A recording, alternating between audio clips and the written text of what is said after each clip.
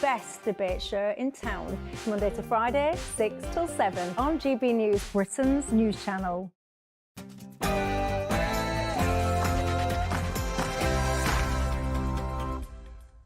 Well, we're going now to Gloria Tapiero and Chris Hope now in our Westminster studio for Prime Minister's Questions Live. Oh, it's so good to see you both. It's that time of the week for people at home or wherever they're listening or watching to be sending in their questions. What would they like to ask the Prime Minister or indeed the Leader of the Opposition? That's right. Please do send us your questions. Tell us who you are and, as importantly, where you're from. We'll put your best questions to our panel. Send them to gbnews.com/yoursay. PMQs Live is all about you at home, not about us here in the studio. But Bev and Andrew, just for now, briefly, what would you ask the Prime Minister? I would say to the Prime Minister, you've thrown your Chief of Staff, Sue Gray, under a bus. When are you going to take responsibility for your own manifest failings? Great question. Yeah, that will come up. And also, just in relation to our last interview, actually, I would say, can you confirm that your strategic defence review will not include the security threats from climate change? Oh, that's a good question. Should we put them in the government? Yeah, that'd be good. I'd vote for you both. You're my vote, both Not of that you. government, thanks. What else? Which party's better? Thanks, Andrew. Thanks, Bev. It's fast approaching midday.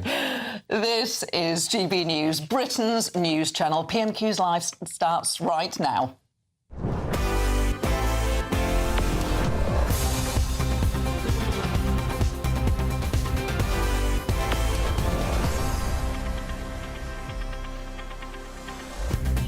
It is 11:58 on Wednesday, the 9th of October. This is PMQs Live on GB News with Gloria Tapiero and Christopher Hope.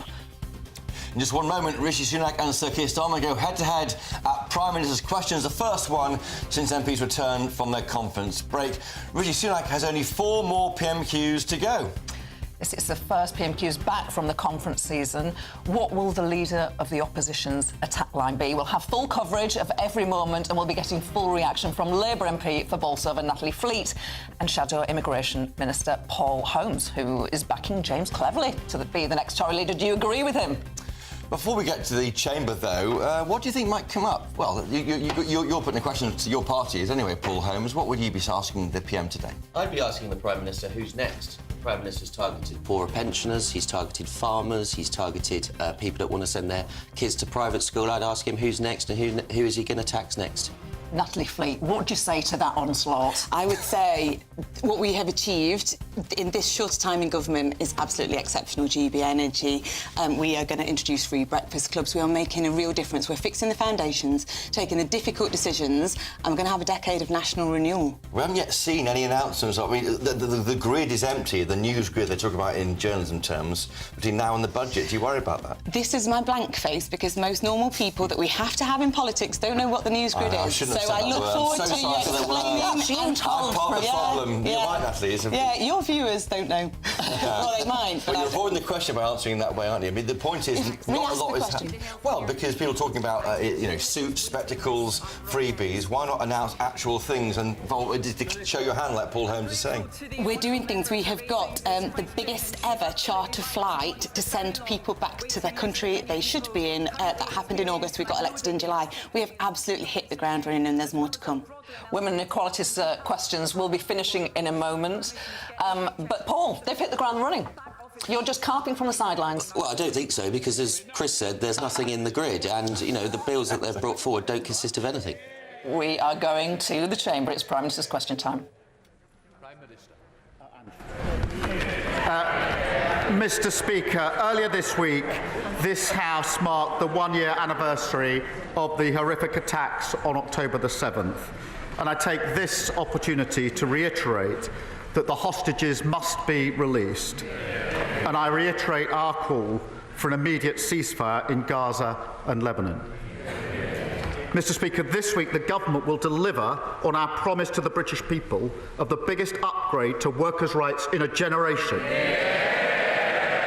The Employment Rights Bill will ensure work pays, it'll forge a new partnership with business and reset the dreadful industrial relations that have cost our economy and our NHS so much in recent years. We are also preparing for the International Investment Summit next week, bringing hundreds of global CEOs to the UK and unlocking billions of pounds in investment. Mr. Speaker, this morning I had meetings with ministerial colleagues and others. In addition to my duties in this House, I shall have further such meetings later today. Thank you, Mr. Speaker. The commitment of £400 million in funding for a new hospital at Watford General was one of the many brilliant things of the previous Conservative government. And my good friend, the former Member of Parliament for Watford, Dean Russell, did, and would have been life-changing as well as life-saving for so many of my constituents. Why is the Prime Minister cancelling this funding commitment and spending billions of pounds giving pay rises to train drivers instead? Because the promise of 40 new hospitals didn't involve 40, didn't involve hospitals, they weren't new and they weren't funded. One of the biggest issues in my West Bromwich constituency is poor access to GP services. Our GP satisfaction rate is 15% below the national average. So can I thank the government for their focus on improving this situation and ask the Prime Minister what the government's doing to make sure that everyone in West Bromwich can actually see their GP? Well, I thank her for her question. The most visible sign of failure of the last government was the NHS. And we are going to expand the role of community pharmacies and accelerate the rollout of independent prescribers. We need much more care to be delivered in local communities to spot problems earlier, and we'll train thousands more GPs. We were elected to change the country, and that means getting the NHS back on its feet. And my honourable friend, the Chancellor, will have much more to say about that in the budget, about fixing the foundations of our economy so we can put money in people's pockets, fix our public services and rebuild Britain. Leader of the Opposition, Rishi Sunak. Mr. Speaker, tomorrow the government will publish their anticipated changes to employment law. Given the weekend's events, when did the Prime Minister first become a convert to fire and rehire?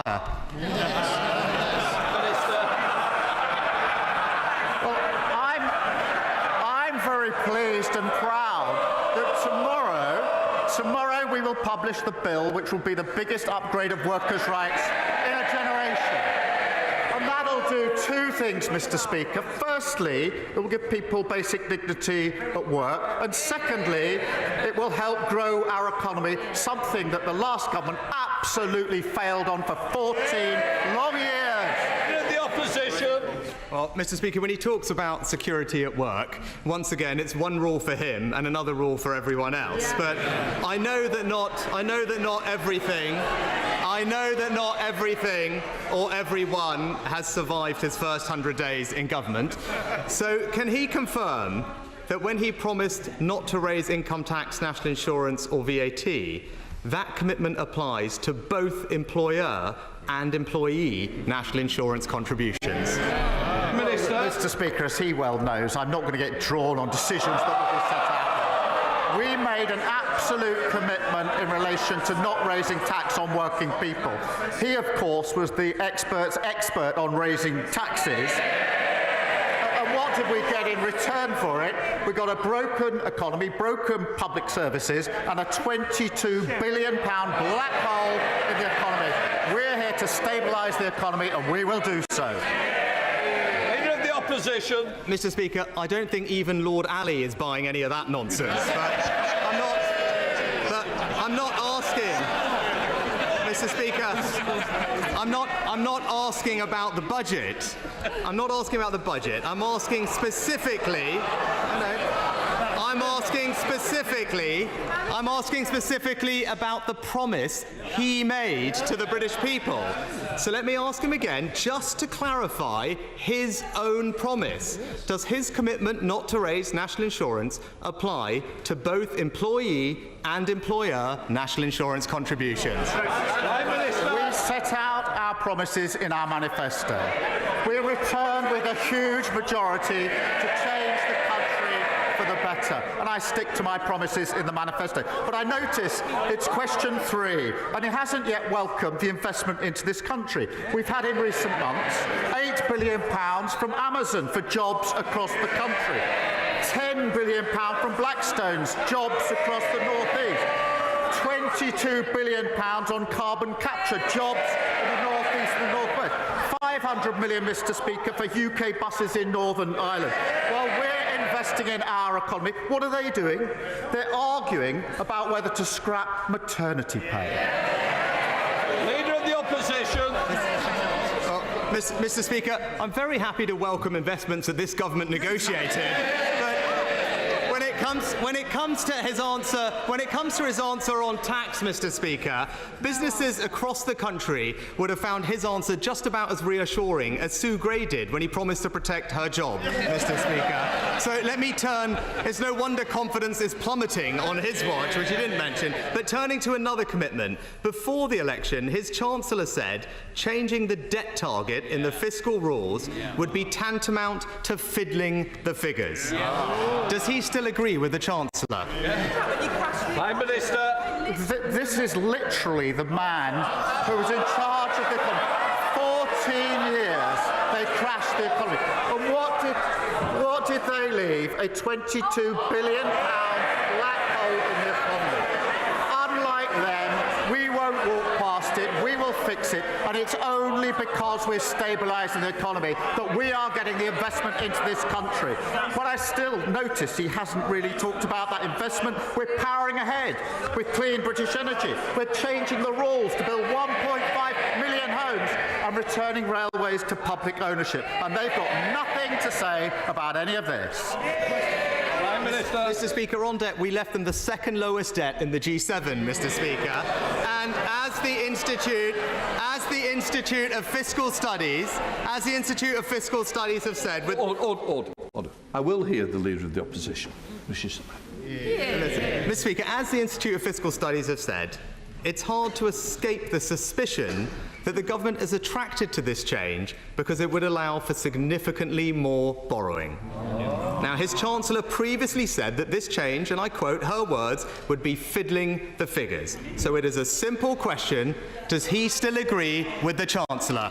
Prime Minister. I see it's back to his old script. They've never had it so good. That didn't work so well at the election plan. Might be time to change that. I'm not going to get drawn on issues for the budget, just as he wouldn't when he was standing at this dispatch box. But meanwhile, we're investing, we're building the NHS fit for the future, back on its feet, better opportunities for young people and protections at work. After 14 years of Tory failure, we're giving the country its future back. And that's the difference that Labour delivers.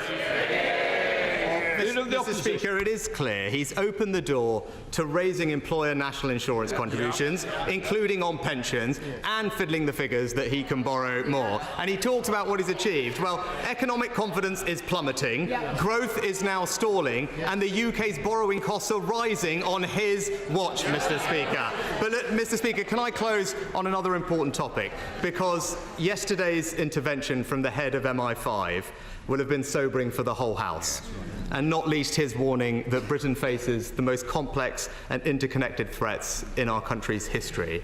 Now, I know the Prime Minister will agree with me that we all owe our security services a debt of gratitude for what they do to keep us safe. But can the Prime Minister confirm that the forthcoming terrorism bill will give our security services the powers they need to tackle evolving threats? And I can assure him of our constructive support on these vital questions of national security in the same spirit that he provided that support to me.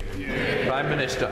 Well, I can confirm that we will give the security forces and services the powers that they need, and I hope that is a shared objective across the House. They do an incredibly important job for us.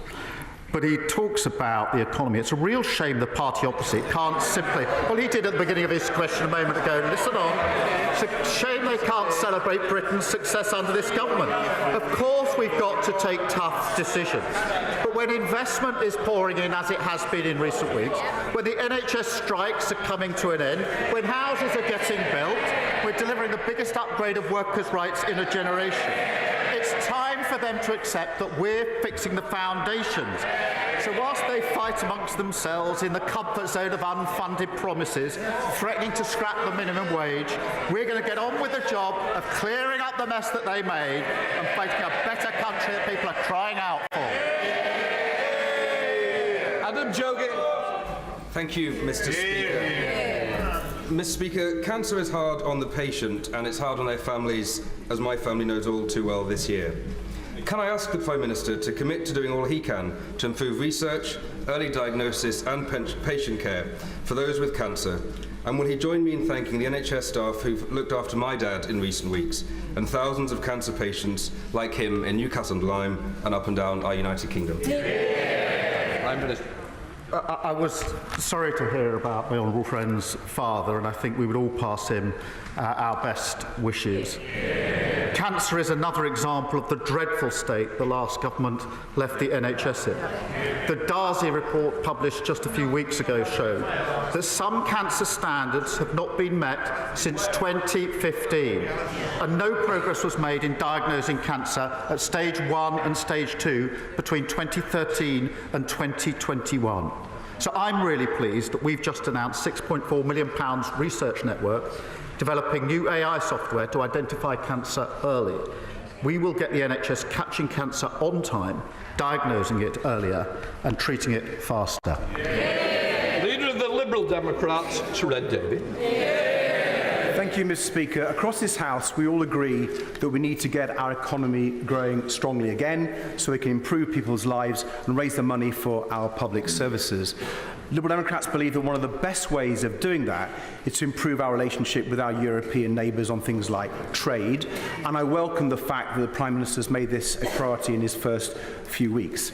But what I just don't understand is that he's ruled out negotiating a youth mobility scheme with our European partners. This could be so good for young people, for businesses, and for re-establishing that relationship. So will he reconsider this? Prime Minister. Well, he's right. We do need a better deal with the EU than the bad deal we got under the last government. And that's why I was very pleased to meet the President of the Commission last week to talk about how we can improve on the deal. In our manifesto, we had clear red lines about the single market, customs union, freedom of movement, and we will negotiate with those red lines in place. David.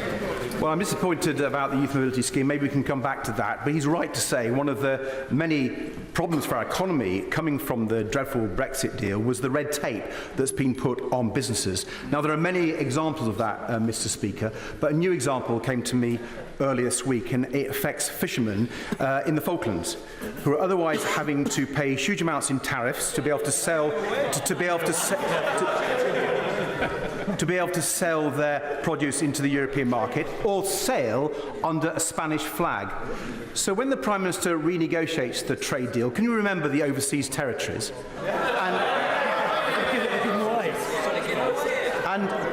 And ensure that British citizens fishing off the Falklands can sail proudly under the Union Jack? Prime Minister. My uncle nearly lost his life when his ship was torpedoed defending the Falklands. They are British and they will remain British. And sovereignty in Gibraltar is equally not to be negotiated. Of course, we will do everything we can to make it easier for all businesses to trade more freely so we can grow our economy. I'm very, very clear about the Falklands. It's personal to me. John Pearce. Thank you, Mr. Speaker. Conservative-led Derbyshire County Council are proposing to cut adult day centres and care homes across Derbyshire. Yeah. My constituent, Pat, was diagnosed with dementia in 2016. The Jubilee Centre in New Mills is a lifeline for her and her family. She always returns happier, less confused and less anxious. And for her partner, David, and main carer, it provides vital respite while she's there. They do not know how they'll survive without it. Will the Prime Minister join with me in asking the Conservatives on Derbyshire County Council to think again and oppose these devastating cuts to older people and their families? Well, I'm shocked to hear of the impact on Derbyshire Council that he's just described, who are proposing cutbacks on adult social care. And councils across the country were at the front line of the last government's ruinous economic failure. It's left people who rely on services counting the cost.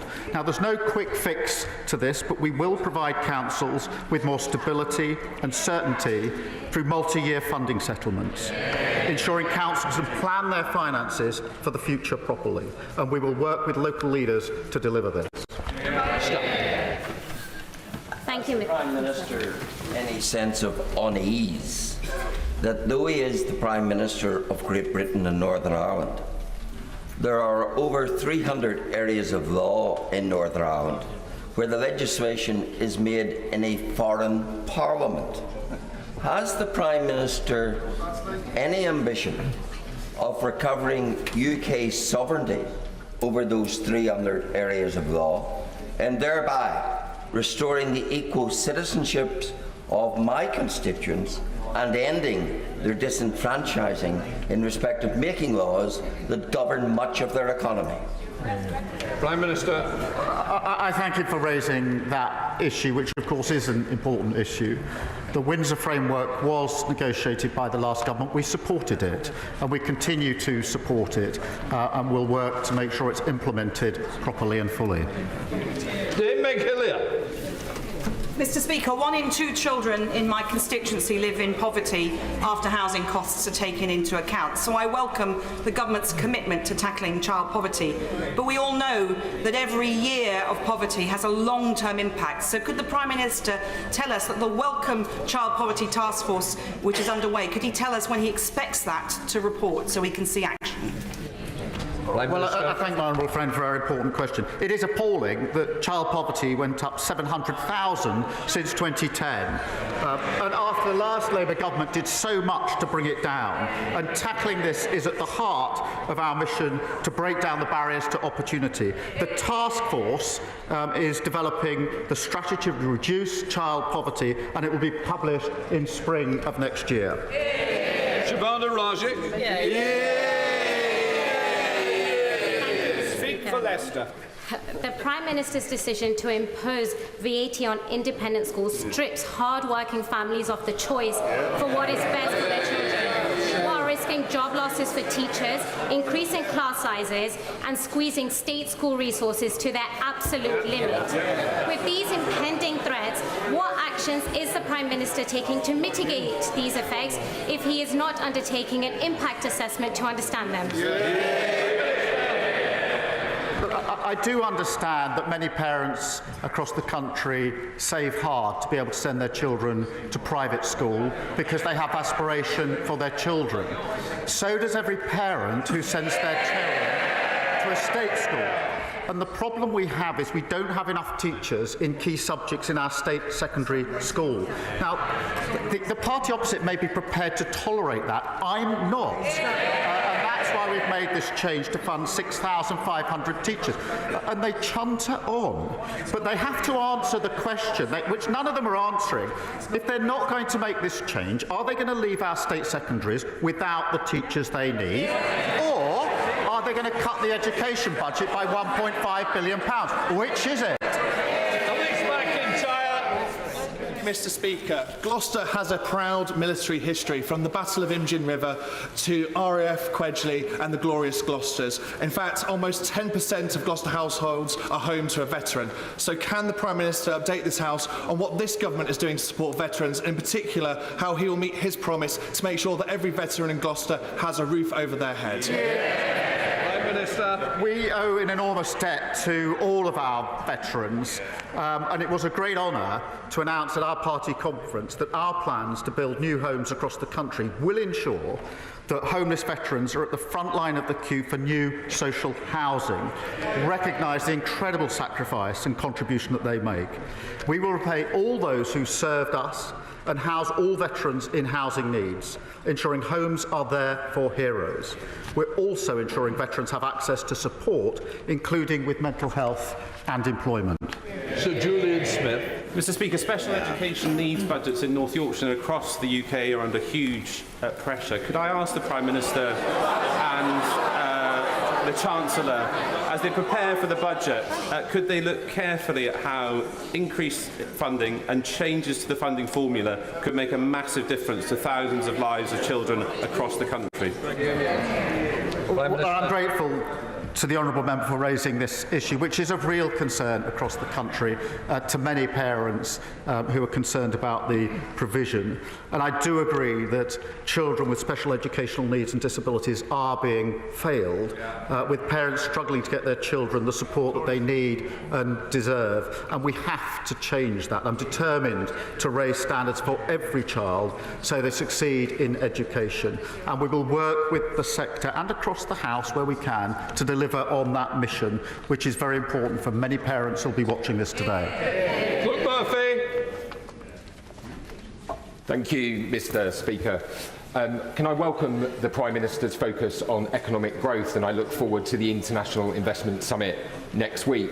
One area where constituents across the country want to see thrive is their local high street, and the Prime Minister will know from his own visit to the top of town in Basingstoke that it has huge potential, but it's not what it could be. Could I ask the Prime Minister what support this government will give to ensure that high streets across the country are able to grow and thrive? Well, I do remember that visit, and here's the new political divide.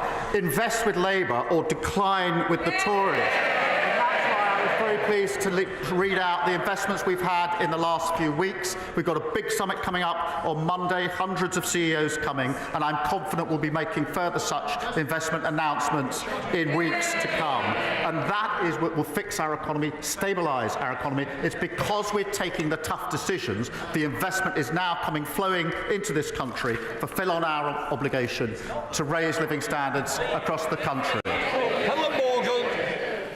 Thank you very much, Mr. Speaker. The A483 runs through my constituency from Llanymynech to Oswestry, and it's one of the busiest and most dangerous roads in the constituency. And National Highways say that the crossroads at Llunkless is the worst accident black spot in the Midlands.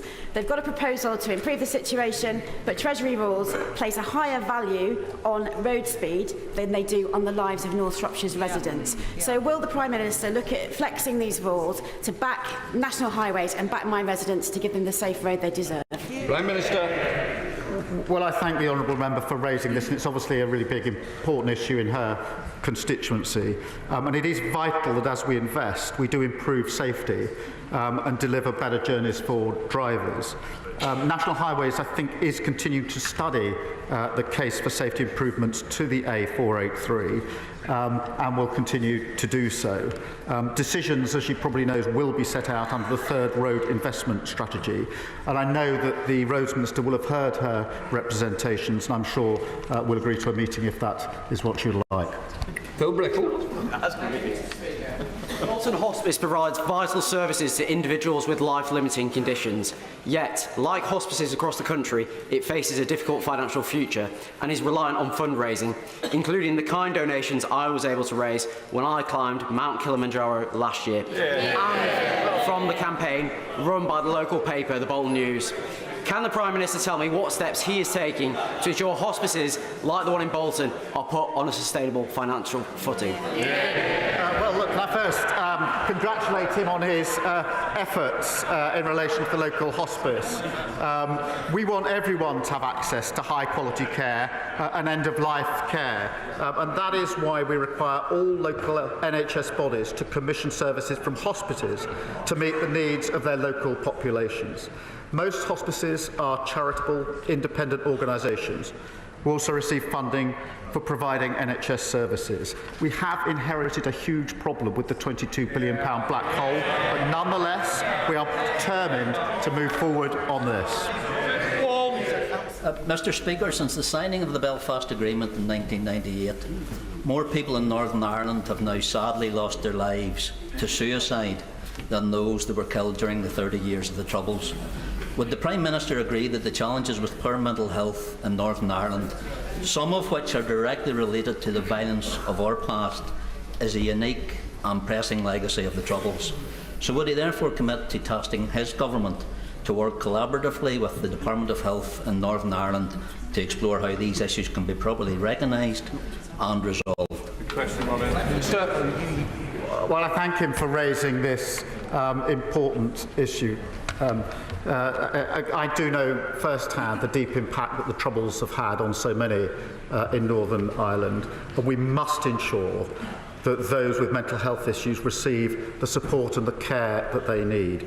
Now, public services obviously devolved in Northern Ireland, but we will work with the executive and leaders to support them in delivering better outcomes, which is why my Secretary of State for Health spoke to the Health Minister in Northern Ireland in the first week he was in the department. And I'm sure that he'd be prepared to follow up should the honourable member wish so.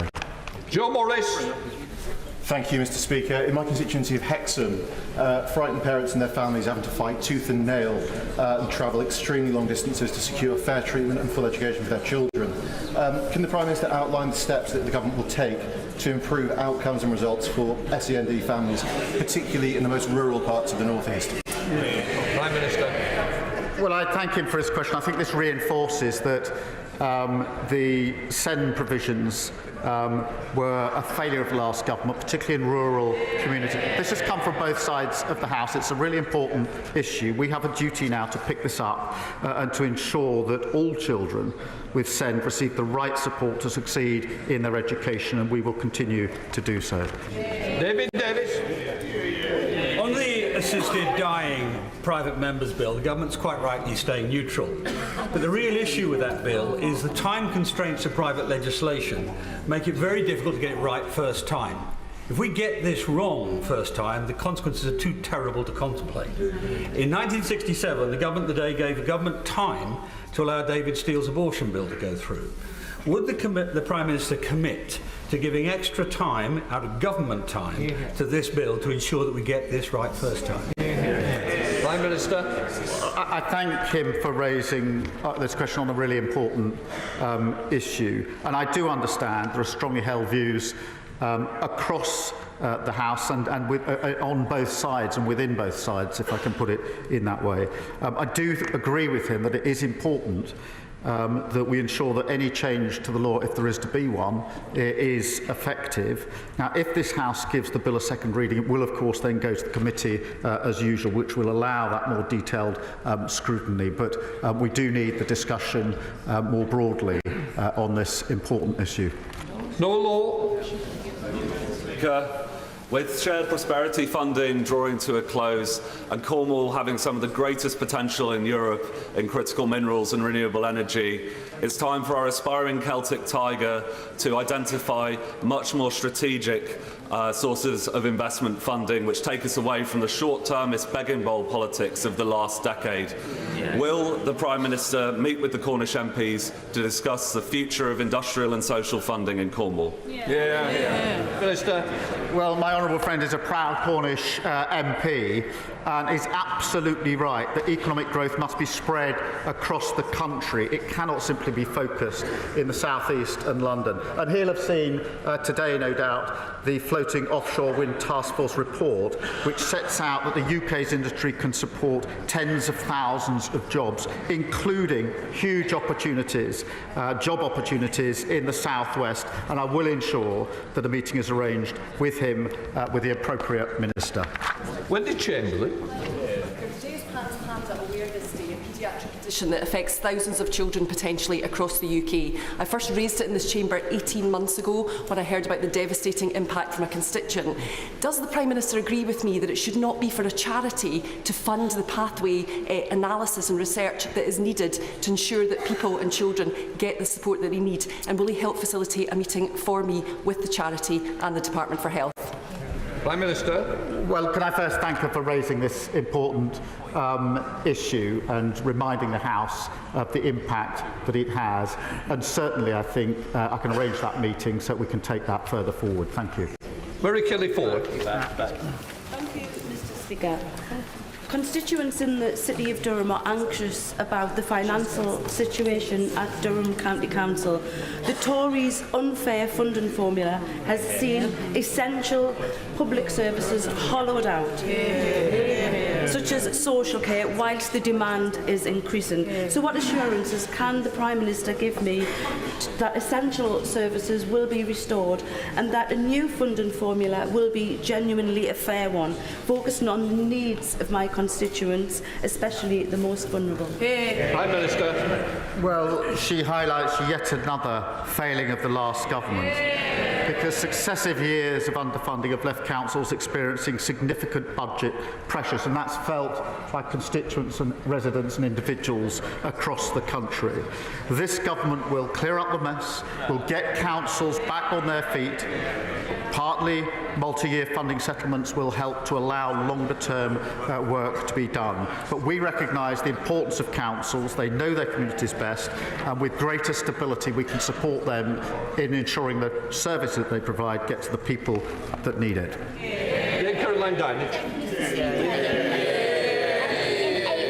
Over 50 homes and businesses in Gosport found themselves underwater when Storm Pyrrhic hit. Some have still not been able to return to their properties, and it's now been upgraded to a 1 in 20-year risk. We still haven't had a decision from the Environment Agency about flood and coastal erosion risk management funding, which we've applied for. And despite requests, I still haven't been able to secure a meeting with his DEFRA team. Winter is coming. My constituents are worried. When is he going to grip this? Prime Minister. Well, look, this is a really important issue in terms of... Well, look, we're not going to take lessons from the party opposite. Year after year after year, we visited constituencies and areas which were flooded because there had been a failure to take adequate protection. So I won't take lectures. What I said in the election campaign is that we would set up a flood resilience task force to get ahead of this. We will do that, and I'll ensure that she can get such further information as she needs. Final question. Thank you, Mr. Speaker. October is Black History Month, and the theme this year is reclaiming the narrative. I want to thank Mr. Speaker for the event that you will be doing in your apartments with the Temptations and the Prime Minister. The Temptations tribute band, and the Prime Minister will be having an event in number 10 this evening. Will the Prime Minister agree with me that it's important that we continue to have a debate on the floor of this House in government's time on Black History Month? Prime Minister. Well, I'm not sure just at the moment going to something that's labelled Temptations is quite where I need to go. Look, this is a really important initiative. There will be... it is important it's being marked, and I'm very pleased to be hosting the event this evening, to which I think she is coming. Thank you. Right, that completes Prime Minister's questions. That was Prime Minister Sir Keir Starmer taking questions by MPs in the House of Commons. We're still joined here in the studio by Labour MP for Bolsover Natalie Fleet and Shadow Immigration Minister Paul Holmes. You've been sending your questions in. We'd like more of them. gbnews.com/yoursay, because this is where we ask the questions that you send in. You're the only thing that matters on this programme. That's right. Well, it's good, interesting conversation there, I thought. Natalie Fleet, you heard there from the Prime Minister, Rishi Sunak asking the Prime Minister questions about the national insurance. He wouldn't say that employers' contributions won't go up in the budget. Is that an issue? We have got a budget coming out at the end of the month, and we have got an economist, the first female chancellor, doing the maths and working out where we're spending. We will see what happens in that budget. It's going to be quite weird, isn't it? Because Rishi Sunak, if I understand your rules correctly, he will be responding to that budget just a couple of days before you elect a new leader. Bit weird, but nevertheless, those are the rules. You're backing James Cleverly. Yeah. Now, I read, not a Tory MP, so I don't get a vote, neither do people who are watching at home. I read about all sorts of jiggery-pokery going on. So your man, he's in the lead, but Tory MPs will narrow it down to 2 to send out to the membership. For a month. For a month. But there are sorts of suggestions that the person with loads of votes might lend some votes to the person he or she thinks they're most likely to beat with a membership. Dispel that myth. It's not true. I mean, you expect me to say that, but James Cleverly's run a positive campaign. He wants and has said all the way through from his conference speech, which really reinvigorated the conference and the membership, that he wants a clean, positive campaign. That's what he's done, and that's why he had that huge upsurge in his vote yesterday. And we are not taking any votes for granted. We're working colleagues all day today. There'll be a ballot today. I expect and want him to lead that ballot because I think he is the best man to unite Liberal-facing voters, Reform voters that we lost in 2024, and we're working very hard to get that through. Stephen Portsmouth has emailed in questions, and please do send in your questions to our email address. He says he believes that if Tory MPs don't put Kevin Badenoch through to the last two poll homes, then party members who had the final vote will desert your party for reform. And he wouldn't blame them either, he says. The party needs a change in direction, not the same old Cleverly, same old Jenrick. I don't agree, because if you look at James Cleverly's record, particularly on some of the reasons why we lost voters to reform, on immigration, he reduced immigration by the highest amount. He brought in the rules that meant that fewer people would come here, unlike the Labour Party that scrapped all of those things. He talks the talk, walks the walk, and that's why I support him to take us forward. Natalie Fleet from Labour. There's going to be a new Tory leader.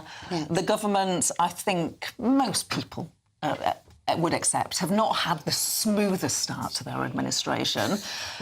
Who are you least looking forward to facing out of the potential three candidates left in that race? It genuinely doesn't matter, because what they've not done is any of them owned up to their role in the mess that they made. People remember they voted for change, and there's a reason that there was a Conservative wipeout at the election. Whichever one of them takes over, it's the same circus with a different face. It doesn't matter, and the voters won't forget. They voted for change. That's what we're delivering. Natalie, we heard a clear statement there from Sir Keir Starmer. The Falklands are British, and will stay British. Why didn't he say that 5 days ago when he was first asked that by GBNews last Friday? I don't know, but I'm very pleased to have him say it. The same about Gibraltar. Sovereignty really matters, and I'm glad that we're committing to this, absolutely. You say that, but the Chagos Islands have been handed back to Mauritius, aren't they, on your watch? It's really important in terms of delivery that we get in and we make the tough decisions. So this has been something that 50 years governments have been debating over and negotiating around. There is a military base that we have made secure. We've improved regional and international global security because we've taken that decision, and I'm pleased we have. I don't know why it wasn't taken sooner. It wasn't taken sooner because we shouldn't be giving the Chagos Islands back under this treaty. But your man had loads of negotiations. There must have been under active consideration. So Keir Starmer believes in sovereignty until it comes to the Chagos Islands. Under the last government, I was PPS to Lord Cameron, who blocked the negotiations. I'm backing James Cleverly, who delayed the negotiations. He was Foreign Secretary. You were still negotiating, yeah, but so it's not unreasonable that it's on the table. So it's reasonable that it was always on the table. Well, no, because there was legal advice that was offered. We disagreed with that legal advice. We delayed the negotiations because actually we didn't believe that we would not have delivered this deal. There was a straightforward capitulation on this. Keir Starmer believes in sovereignty up until the point that it's a British overseas territory. And this is what we get. Kick stuff into the long grass. 50 years is a very long time to not make a decision. It doesn't matter whether it's the NHS, whether it's GB Energy and the cost of to families, education, health. The Labour government have come in and are making the real change that we need, that people voted for. Very quickly, in 2 weeks, they capitulated on this deal and gave away British sovereign territory. OK, listen, now back to what happened in the House of Commons just now. Stephen's emailed in to say anyone can see that your government is deliberately targeting people who, as they approach or reach retirement age, have worked all their lives, paid their taxes and relied on themselves, not the state. Has Labour got it in for pensioners, Natalie Fleet? We are literally the party of working people, and it breaks my heart that we have had to come into government and make this decision. This is not what I wanted to do, or Keir, or Rachel. The truth is that the last government overspent in every single area and then called an election that nobody was expecting, and we wondered why it was that soon, because they'd left us with a £22 billion black hole. We've had to come in and we've had to make difficult decisions we didn't want to, because if we didn't, we'd have another Liz Truss and we would all be worse off. We're making sure that our pensioners are looked after. We're introducing GB Energy so that their bills will be stable. We've got the Household Support Fund. We've got the triple lock that we've committed to the end of Parliament. 900 this year, 460 60 next year. We want to make sure that we look after our pensioners and everybody else that needs They'll be cold this winter. You're taking away £300 of their winter fuel allowance. Those that need it the most will absolutely have that support. In my constituency alone, we're making sure that those that need pension credit and therefore the winter fuel allowance will get it. We're looking after our most vulnerable and making sure that everybody else is looked after too, whether they're pensioners or not. Except they won't get it.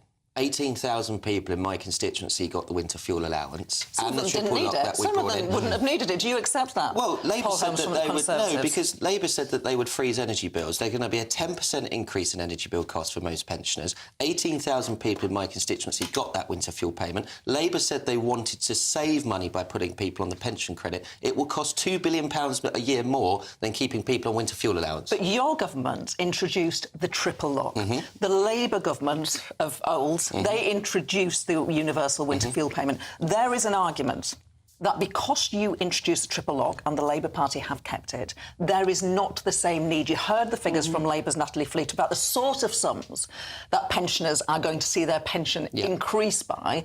You don't accept that argument. A Tory government, whenever it may come, absolutely recommitting to bringing back the winter fuel payment for everyone. Well, we're sticking by a manifesto pledge. Our manifesto pledge was to keep the winter fuel allowance. That was what we were doing. That's why we've opposed this measure. Rachel Reeves absolutely did not have to make that decision. She was bounced into it by Treasury officials. She's doubled down on it. It will save £1 billion a year, but the pension credit that they're bringing forward will cost £3 billion a year, so it's just nonsense. Natalie Fleet, Christine, please do tell us where you're from when you send these messages. We'd love to hear where you're from. Do a shout-out for your hometown. Christine says, Natalie Fleet, that GB Energy, on that issue, my bills haven't gone down, GB Energy isn't up and running and won't be. How can you reassure her? It isn't up and running yet. Keir Starmer has spoken many times about a decade of national renewal. We've got to take awful decisions like this so that we can fix the foundations and then we can build on it. Things are difficult now, but they won't always be. We are being honest with the electorate about the challenges, but optimistic about the future. GB Energy is about having homegrown energy that absolutely helps with our climate goals too. And when will she start to feel her bills getting cheaper because of GB Energy? When will that happen? We've already made sure that we won't have any crazy price increases like we did have. That's a commitment already. The price cap won't go up like it did in 22-23 because of GB Energy already. Okay. It's going up by 10%. And GB Energy will not produce any energy for people in this country. I mean, that's a fair point. There's a bill going through Parliament that's 3 pages long because it's an umbrella bill and the government haven't outlined how they're going to produce that energy, while also at the same time tackling our Scottish oil and gas reserves, which will actually drive dependence on foreign fuels up and make sure that pensioners and people across this country will be paying more in energy costs, not less. It simply won't work. Kate's been in touch, Natalie Fleet from Labour. Labour keeps talking about delivering, and you have talked a lot about that today, but what have they actually delivered in the first 100 days, apart from a cut to the winter fuel payment? I don't feel super comfortable in Parliament, being an MP, doing media, because I'm a normal person.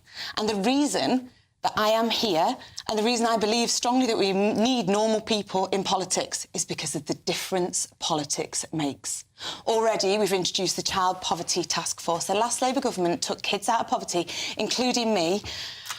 30% of kids in every class now are hungry and they are struggling. We're introducing breakfast clubs. We're making sure they can go in and they can learn. We're smashing down barriers to opportunity. We're making sure that their parents can afford to get into work because we've got the energy bill. We're making sure they're not evicted from their homes because we've got renters' rights. We have got a review into our NHS and we are absolutely tackling border security, which is so important to voters in my area. Politics makes a difference, and even though we haven't been in power for long, we are showing that, and I'm really proud of what we've achieved so far, and I look forward to what comes next. But your party's been buffeted by the freebie row, the spectacles, the suits, the flats being loaned by or given by Lord Ali. As an MP for Bolsover, how's that gone down with your voters? So the difference is, that I absolutely love, is that Keir Starmer was very honest. That was part of his declaration. He told everybody, he didn't hide that he was having these. When I knock on people's doors, they say, you're all the same, and I don't trust any of you. And he is working damn hard to make sure that people do trust us now. He's using this as an opportunity to improve the ministerial code and to get a new code of conduct to look at what we can do moving forward. He's absolutely tackling it, and I think that he's working really hard to restore trust in politicians nationally, as I am locally in Bolsover. Things have to be better. He wasn't found out. How was he found out? He never lied. He criticised Boris Johnson for donations, and we made mistakes over that, and then did exactly the same, was found out, and now wants to retrospectively change the rules because he was found out and had to pay stuff back. Let's not say that this is Keir Starmer being honest. He was found out. He absolutely was found out and has now made sure that he's trying to get away with it, as well as other cabinet ministers too, like Taylor Swift tickets and making sure that she gets security on the way to her gig. You know, let's not pretend this is honesty. Have denied that they did intervene in that. In terms of our achievements as well, my 10-year-old would love to go to Taylor Swift. So would I. And exactly. And my daughter got scammed. My older daughter got scammed thinking she'd got tickets. One of the things we've already said is that we're going to sort out those taxes. Right, you two, let's see then. This is a tough one. Do you think you could, because people watching at home, they would love to go and see Taylor Swift for free. Of course they would. And they think, hang on a minute, why do politicians get to do these lovely things when we would like to do these lovely things? Can you think of a way, because you get, I know this and you know this, politicians get offered freebies all the blooming time. It's very, very nice. I had some great nights out of the Brits. Hands up. But what do you think the rules could change to pass that sort of public trust test? Should you just say no to freebies? Yeah, I think you should. I would love a free night out of the Brits. I would love Oasis. I would love chasing Careful what you say now, because it'll be on record forever. Yeah, I would love it. And you know, if I'm offered it, I'm going to have to say no. And do you turn down freebies? I've never been offered a freebie. I've not been here long enough. It's not a thing. I would love. There's lots of tickets, and you know what? If I'm lucky enough to get them, then I'm going to have to pay for them, and that's what people expect, and that's how But that's the sad thing, because actually Natalie, being a new MP, should be able to take some of those, I don't like to call them freebies, but some of that businesses hospitality. would say that they're a way to engage with decision-makers in an informal environment and to put their case. So I'm Shadow Northern Ireland Minister, I'm Shadow Immigration Minister. We're in opposition now, and I will need to go to Northern Ireland to meet relevant parties, to go and meet businesses there, to find out what's going on within Northern Ireland. There is a way in which I should be able to do that within my shadow ministerial responsibilities or within ministerial responsibilities. But the way in which this has been handled has actually made MPs really reticent to take those freebies, which actually means that we can go and do our jobs and find out what's going on out there. There's a balance to strike. I'm not sure we're there. There's probably a reason why it didn't come up in PMQs, because everyone gets them. Yeah, probably. So no one's willing to call them out. But and so do journalists. I mean, let's, you know... Journalists too, yeah. We're not empowered, are we? We're not empowered. Not yet. Delph and Rotherham asked, having watched PMQs with us, could Natalie Fleet tell us what's happening with smashing the gangs and what's the deterrent for illegal immigrants? Clearly a big issue in Rotherham. Yeah, and it is a big issue in Bolsover too. It comes up so much on the doorstep. And one of the things in Bolsover is that they saw the Rwanda scheme as an absolute gimmick. £700 million to get 4 people to Rwanda that went there 300 million. voluntarily. Everybody saw it as a gimmick, and what they want is people actually taking the change that we need. So what we have done is we've got 100 specialist investigators that are looking at tackling the gangs. We've also now got Martin Hewitt in place, a new border security commander, and we've had 12 flights in 2 months. We get elected in July. In August, the very next month, we've got the biggest ever return flight. This is what government and real change looks like. No more gimmicks, actual action. I mean, you left the situation in a right mess, didn't you? I mean, you couldn't get... You had this pledge, stop the boats. You just couldn't do it. You made no progress. The numbers kept going up. The waiting list were coming down. We had the deterrent that meant that 30% fewer journeys were being made across the Channel. As soon as they came into office, Labour stopped that. That deterrent has gone. So to answer the question, there is no deterrent now under this government. And the reason that there are so many flights going back now is because the backlog was coming down under the last government, and they're claiming credit for it. The Labour Party have never been serious about border security. They've scrapped every deterrent that we've had. They've inherited actually quite a good story from James Cleverly when he was Home Secretary in bringing Come back on, some all of those the people in backlogs. hotels because you weren't processing They them. were £8 million that was going per down. day. That was going down, and we did have a plan to get that sorted, but Labour voted against every measure that we brought forward in immigration. You talked a good talk, and then people on the doorstep that it wasn't, and that's the thing. They knew that. They saw that in their communities the difference wasn't being made, and that's what they're going to see now. Real action. Well, why not try and see if random might work for 6 months before scrapping I think we've already tried. No. I mean, if we've got 4 people going voluntarily, everybody knew it was a joke. That was to prove it was a safe country, wasn't it? No, it was a joke. The flights were taking off after the election. Right. OK, question for both of you. Very interesting, both your perspective. You've been an MP, a Conservative MP, for 5 years. You have seen about 5, probably, Prime Minister's Questions time. Now, Helen, I wish I knew where you're from. Please do let us know in future where you're from. We like to feel that you're part of our community, and we like to know where you're from. Helen says, I hate Prime Minister's Questions on a Wednesday. What a massive waste of time, as they never actually answer any questions, and the Speaker does not make them do it either. It's just a performance.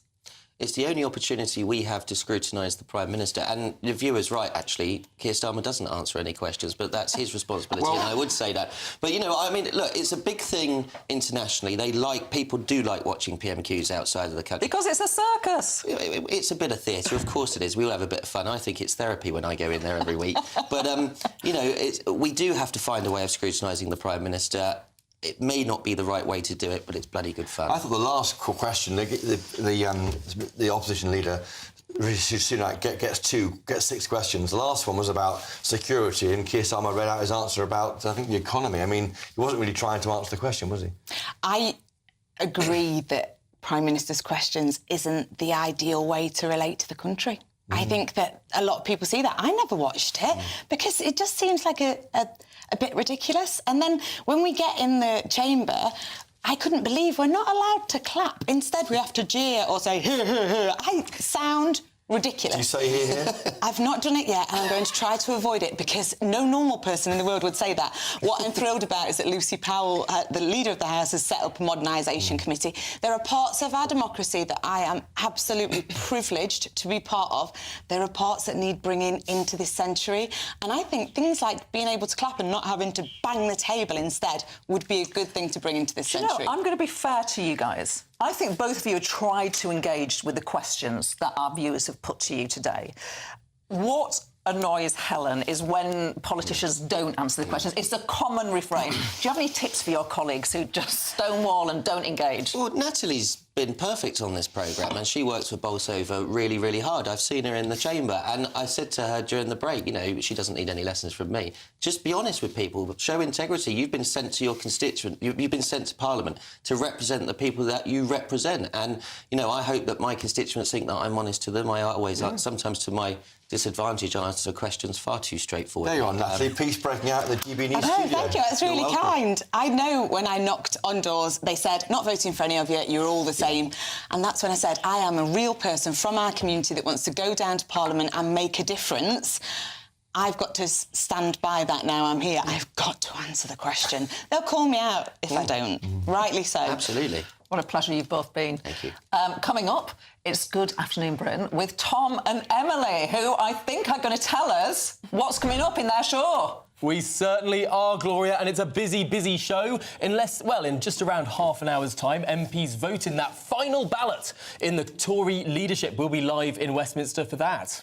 And we hear that Rachel Reeves is now considering a tax raid on pension withdrawals. Is this war on pensioners ever going to stop? What exactly is going on there? And, of course, we're going to be bringing you the very latest from Florida, where millions of people have been forced to evacuate. We may well speak to someone who's decided not to. It's a really fascinating situation out there in Florida. We've got some dramatic images that we want to show you. That up next. Thrilling show. Thanks, Tom, Emily. I'll be there for you in Westminster Hall as those results come in from the Tory leadership contest. What a thrilling show coming up, and that's all from us. It is. We'll be back next week with the PMQs right up until the 18th of December. We'll be with you for all of them with more great guests. Don't go anywhere. Next up, Good Afternoon Britain.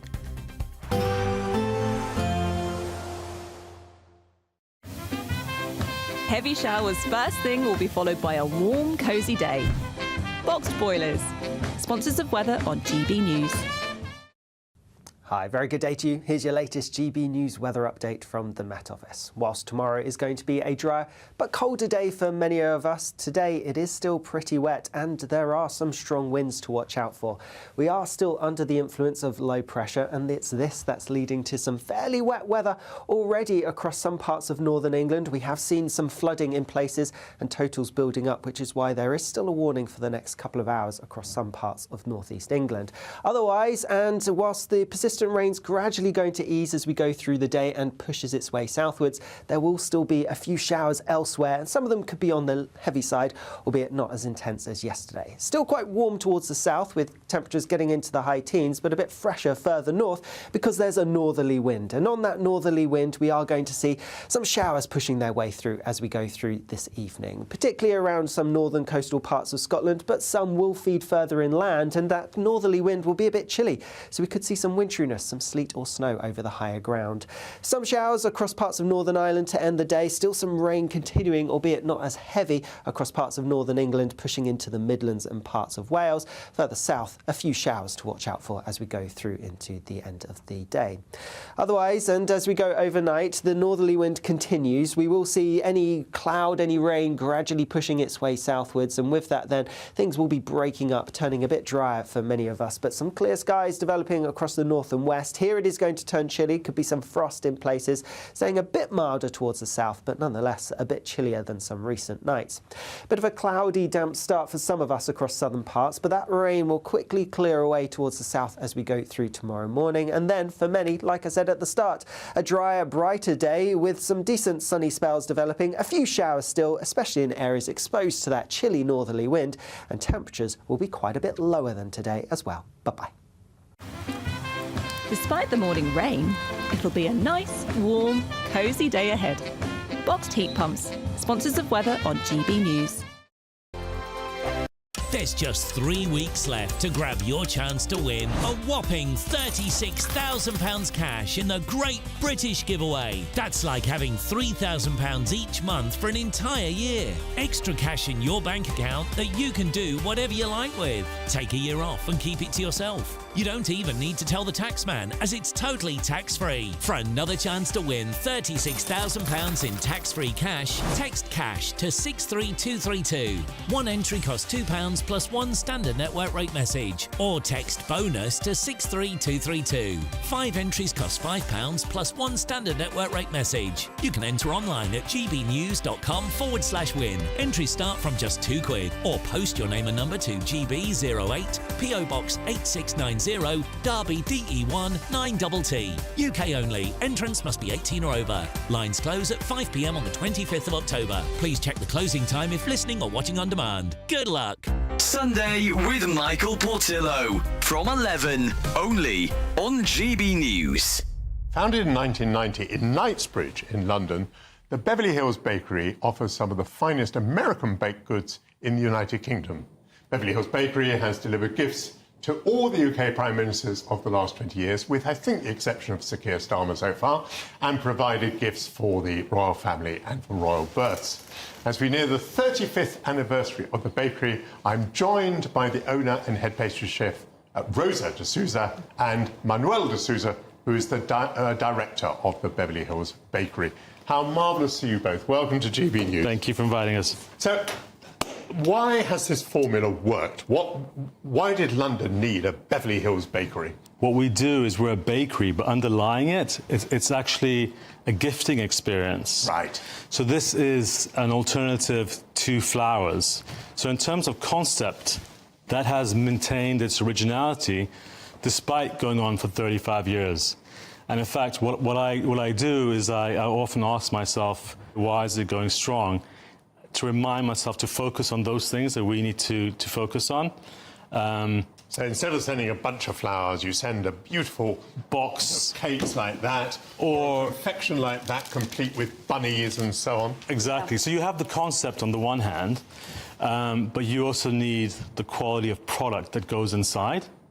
And I think that's where Beverly Hills Bakery has got a great product. And it's where Rosa comes in, isn't it? Yes. So when did you start to bake? Did you start to bake domestically in your home, and did it spread from there? We started from home. My mother's baking, where we didn't have all the stoves and things like that. We we baked on the charcoal, you know, like degrees. Yes. And we started baking. I learned from my mother the baking. GB News, the People's Channel.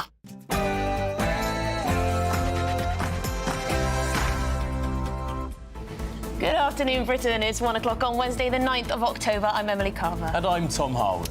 More on pensioners. Rachel Reeves is now considering a fresh tax raid on pensions. This, as it's revealed more than 80% of pensioners in poverty are set to lose out on the winter fuel payment. A race against time. Millions of people across Florida are rushing to evacuate before what's been dubbed the storm of the century smashes into Tampa tonight. The city's mayor warns that those who refuse to leave will likely die. And head-to-head, less than half an hour now until the final Tory MP leadership ballot, as Conservative MPs decide which final two contenders will fight it out to become leader of His Majesty's most loyal opposition. We'll be slap bang in the middle of the action.